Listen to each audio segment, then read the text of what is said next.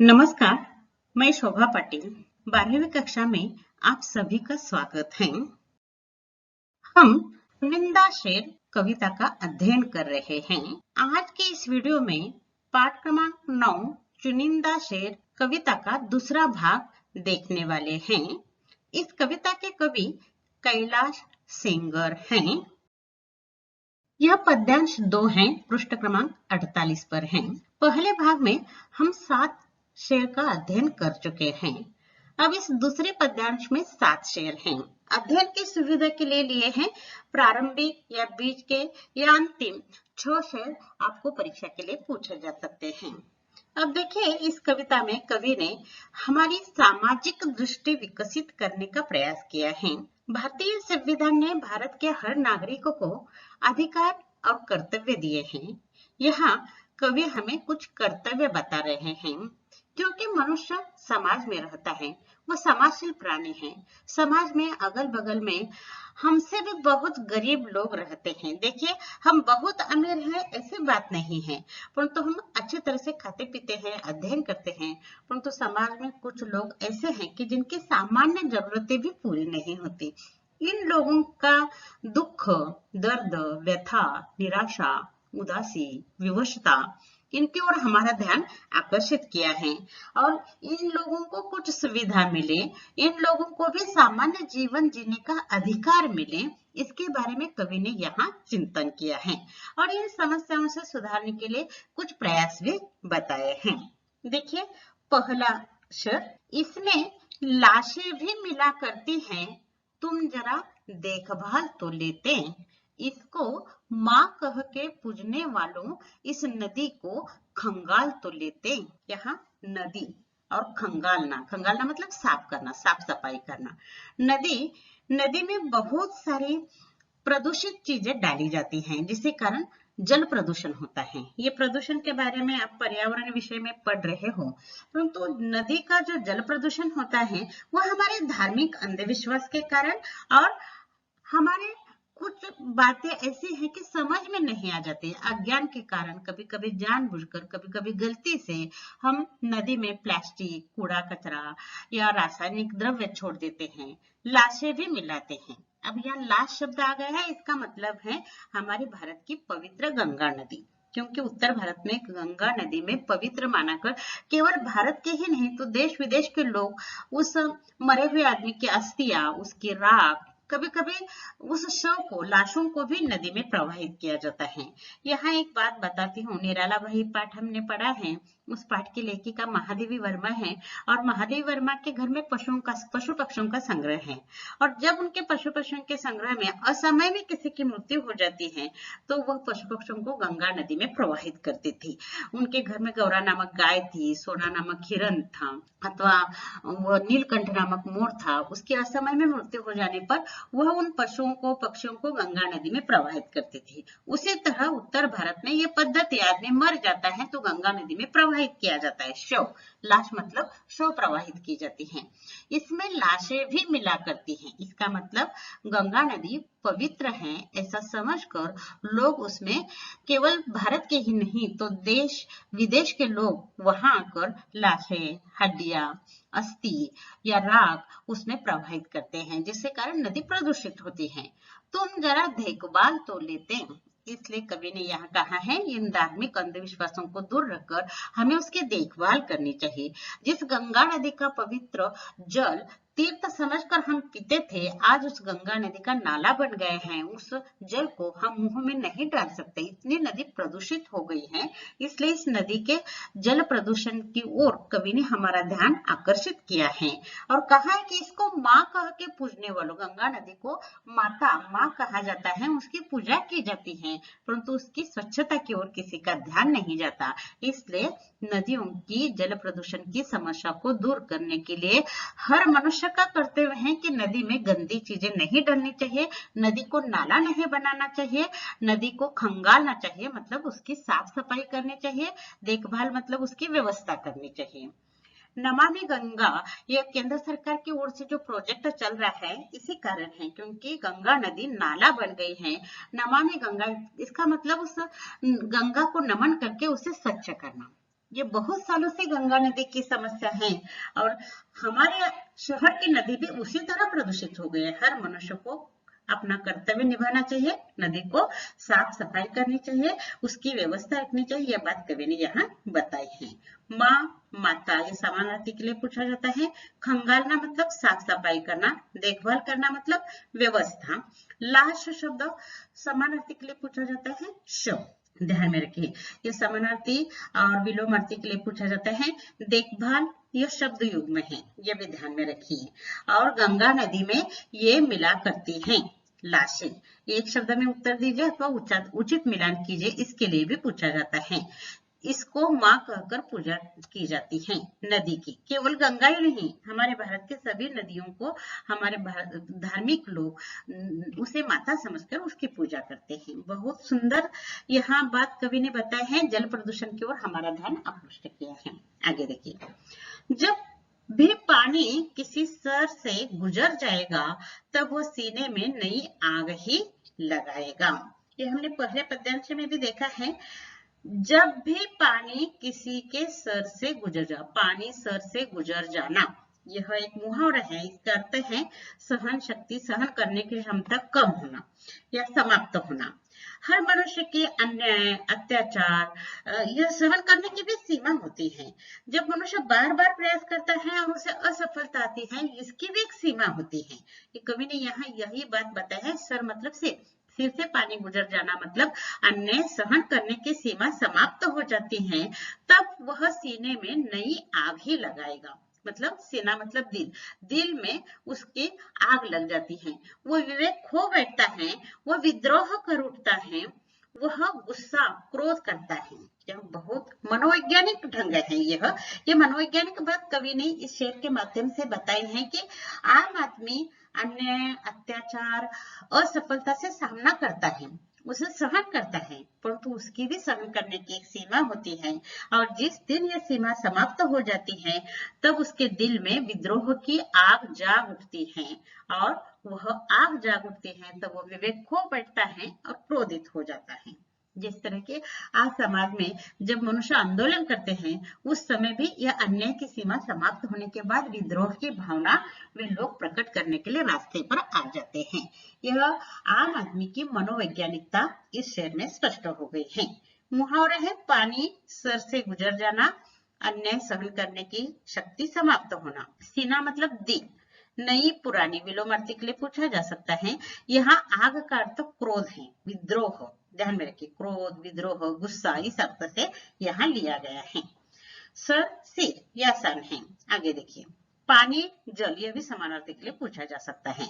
अगला शब्द देखिए, आंखों में बहुत बाढ़ है, शेष सब कुशल, जीवन नहीं आषाढ़ है, फिर शेष सब कुशल।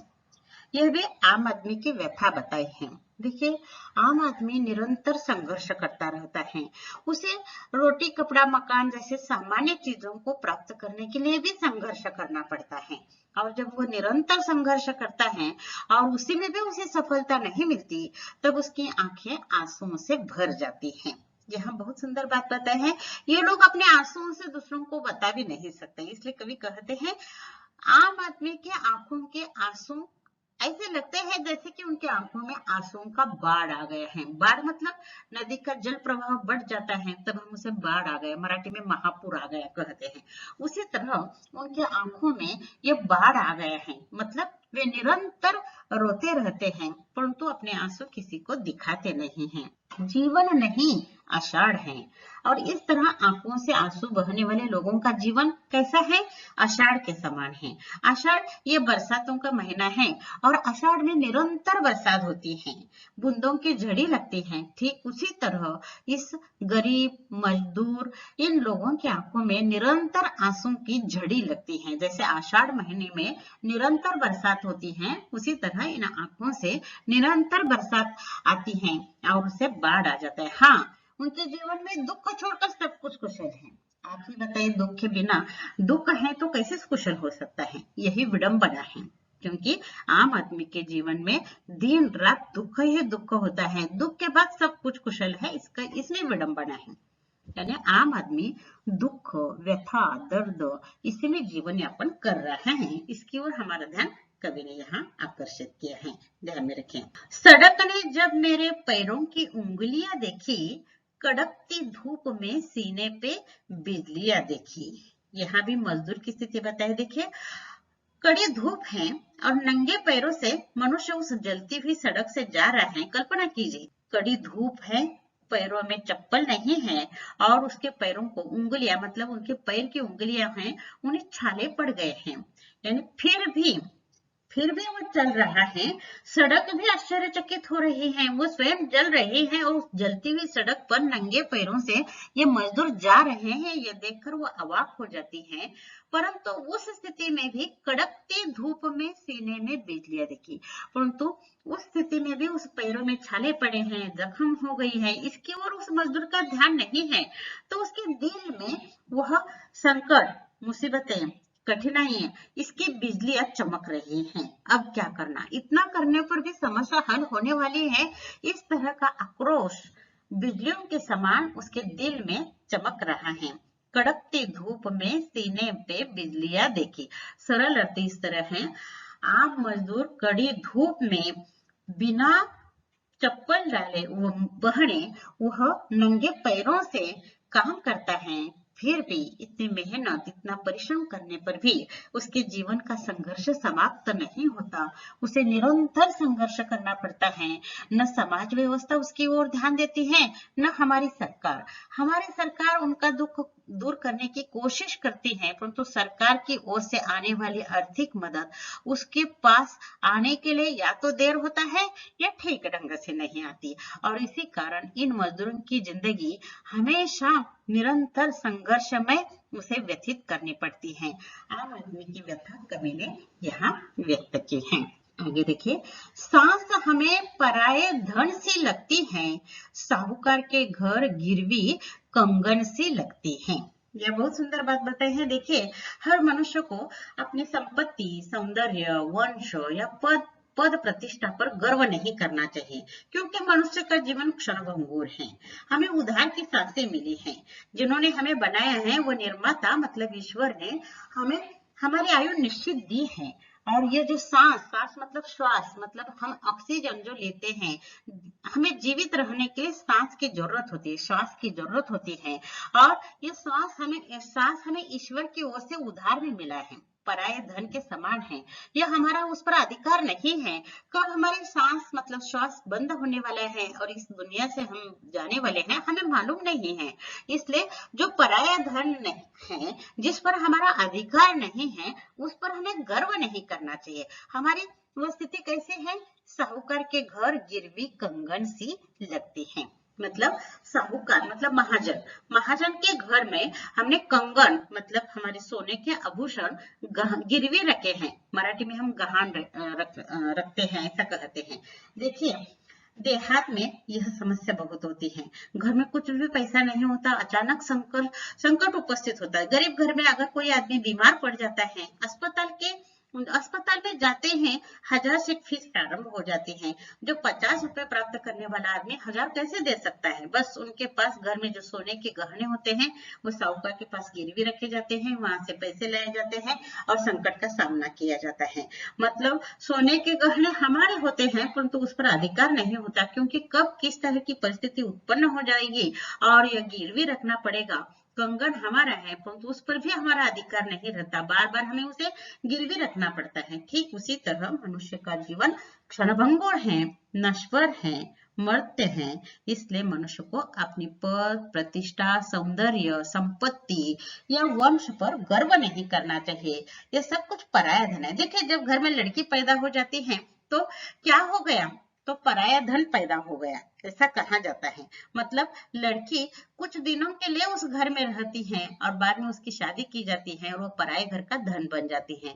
ठीक उसी तरह ये सांस, यह ऑक्सीजन, यह हमारी प्राण वायु जो है, वह हमारे लिए पराये धन के समान है। इसलिए हमें मनुष्य को इस क्षणभंगुरता को ध्यान में रखकर अपने आप पर गर्व नहीं करना चाहिए, अहंकार नहीं करना चाहिए। यह बात कवि ने इस शेर के माध्यम से सिखाई है। अगला शेर देखिए, किसी का सर खुला है तो किसी के पांव बाहर हैं, जरा ढंग से तू अपनी चादरों को बुन मेरे मालिक। यह फिर प्रतीकात्मकता आ गई है।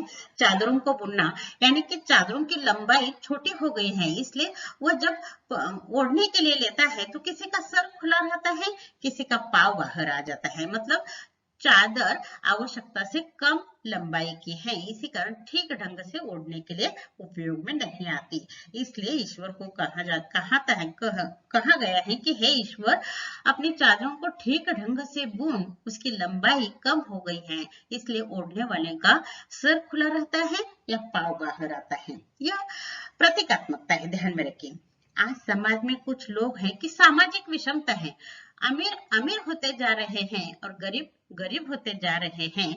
यह वैश्विकीकरण का यह परिणाम है। और जो झोपड़ी में रहने वाले लोग हैं, जो मजदूर हैं, जो दिन रात मेहनत करने वाले लोग हैं, उन्हें ठीक ढंग से आवश्यक चीजें नहीं मिलती हैं। सर खुला रहता है, पाव बाहर आ जाता है। इसका मतलब रोजमर्रा की जिंदगी में जो आवश्यक चीजें हैं वह भी ठीक ढंग से नहीं मिल रही हैं। इसलिए हे ईश्वर, आपको इसकी ओर ध्यान देना चाहिए। उन्हें आवश्यक सुविधा उपलब्ध हो, इसके बारे में आपको ही सोचना चाहिए, क्योंकि धरती पर जो सामाजिक अव्यवस्था है, इसी कारण इन लोगों का सर खुला रहा है या पाव बाहर आ रहा है। मतलब उन्हें आवश्यक चीजें नहीं मिल रही हैं। निरंतर प्रयास, निरंतर कष्ट करने पर भी उन्हें आवश्यक चीजें नहीं मिल रही हैं। इसलिए कवि ने ईश्वर को इन गरीब, दीन, दलित मजदूरों को ध्यान देने के लिए, उन्हें न्याय देने के लिए उनसे प्रार्थना की है। मतलब चादरों को बुनने के लिए कहा है। यह प्रतीकात्मकता है, ध्यान में रखिए। अंतिम स्वर देखिए।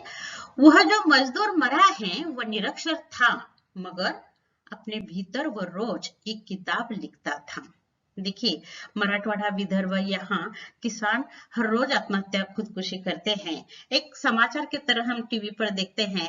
कुछ क्षणों के लिए हमारे मन में सहानुभूति जागृत हो जाती है और हम वो बात भूल जाते हैं। परंतु मरने वाले के परिवार का क्या? वह आदमी क्यों मरा? जिंदगी भर परिश्रम करके भी उन्हें आत्महत्या करने की नौबत क्यों आ गई? हमें सोचने के लिए कवि ने झकझोर किया है। कवि कहता है, वो जो मजदूर मरा वो निरक्षर था। निरक्षर मतलब अनपढ़ था। वो पढ़ा लिखा नहीं था। वो बस परिश्रम करना, पेट भरना, परंतु उसी में भी वो विवश हो जाता है, असफल हो जाता है, तो वह मृत्यु का हथियार अपने हाथ में लेता है, आत्महत्या करता है, खुदकुशी करता है। कभी कभी बीमारी से उसकी मृत्यु हो जाती है, कभी कभी भूख से उसकी मृत्यु हो जाती है। वह मजदूर जो मरा है वो निरक्षर था, पढ़ा लिखा नहीं था, वो मर गया है। तो मगर परंतु अपने भीतर वो रोज एक किताब लिखता था। एक मतलब एक किताब लिखता था। मतलब उसकी भी जिंदगी में कुछ सपने थे, इच्छाएं थे, वह भी जीवन में कुछ करके दिखाना चाहता था। आदमी साक्षर है या निरक्षर है या नहीं, सपने देखने का अधिकार सभी को होता है। विचार, मन, भावना सभी के पास होती है और वे अपने तरीके से अपने जीवन में भविष्य में क्या करना है इसके बारे में वो सपने देखता था। उसकी भी कुछ इच्छाएं थी, उसके भी कुछ अरमान थे और वो भीतर जो एक किताब लिखता था वह भी बहुत कुछ करने वाला था, परंतु आज वो मरा हुआ है, वो निरक्षर था। यहाँ कवि ने आम आदमी की त्रासदी बताई है, मजबूरी बताई है। वे परिस्थिति के सामने घुटने टेकते हैं और एक दिन इस दुनिया से विदा हो जाते हैं। यह दुख कवि ने यहाँ बताया है। साक्षर हो, निरक्षर हो, आदमी को सपने देखने का एक अधिकार है। मरा हुआ आदमी कभी भीतर बहुत सारे अरमाने थे। वह हर रोज एक किताब लिखता था, मतलब भविष्य में क्या करना है उसका नियोजन करता था, परंतु आज वह मर गया है। बस भूख, बीमारी और असफलता के कारण उसकी मृत्यु हो गई है। यहाँ एक मौलिक संदेश कवि ने दिया है हमें कि हम समाजशील प्राणी हैं, समाज में रहते हैं। हमसे भी निम्न से निम्न वर्ग के लोगों की जिंदगी हमारे सामने प्रस्तुत की है और उस पर कोई ना कोई उपाय करने के लिए कवि ईश्वर को बता रहे हैं। आप तुम ही उसकी व्यवस्था देखो और उसमें सुधार लाने का प्रयास करो, इस तरह कवि ने यहाँ कहा है। किताब, पुस्तक समानार्थी के लिए अंदर, भीतर, अंदर, निरक्षर, साक्षर, ये ध्यान में रखना। मरा मतलब मृत्यु, जीवन, इस तरह विलोमार्थी समानार्थी के लिए प्रश्न पूछे जा सकते हैं। और यहाँ यह 7 शेर समाप्त हो जाते हैं। कवि ने हमें सोचने के लिए, हमारा कर्तव्य निभाने के लिए हमें प्रेरित किया है, मौलिक संदेश दिया है। देखिए, यह पद्य है। कृति क्रमांक 2 अ या आ में पूछा जाता है। 6 अंक के लिए 6 शेर पूछे जा सकते हैं। हमने आज 7 शेर देखे हैं, उस पर जितनी कृतियां निकलती हैं यहाँ देने का प्रयास किया है। देखिए, निम्नलिखित पद्यांश पढ़कर दी गई सूचनाओं के अनुसार कृतियां पूर्ण कीजिए। यहाँ मैंने 3 बातें नहीं दी हैं। पहली बात, रिक्त स्थानों की पूर्ति कीजिए। यह बहुत आसान होता है, काव्य पंक्ति देखकर आप लिख सकते हो। दूसरा, उचित क्रम लगाएं। यह भी बहुत आसान होती है। ध्यान से 12 पंक्तियां पढ़ना और पहली कौन सी है, दूसरी कौन सी है, ढूंढकर क्रम लगाना। यह सही गलत, क्योंकि काव्य पंक्तियां होती हैं, उनमें से कोई शब्द गलत या कोई पंक्ति उसी तरह दी जाती है और सही गलत पहचानने के लिए कहा जाता है। ये 3 कृतियां मैं कभी नहीं देती हूँ, क्योंकि वह आसान है। आप 12वीं के छात्र हैं, 12 पंक्तियां पढ़नी है और उस पंक्तियों में से सही गलत या रिक्त स्थानों की पूर्ति कीजिए अथवा क्रम लगाना। यहाँ केवल कोई थोड़ी सी सोचने के लिए विवश करने वाली बातें आपको कृति में दी हैं। देखिए, पहले उचित मिलान कीजिए। इसके ऊपर प्रश्न दिया है, नीचे उत्तर दिया है। देखिए, लाशें नदी में मिला करती हैं, ये ध्यान में रखिए। पराया धन सी लगती है, कौन, सांस, ये ध्यान में रखिए।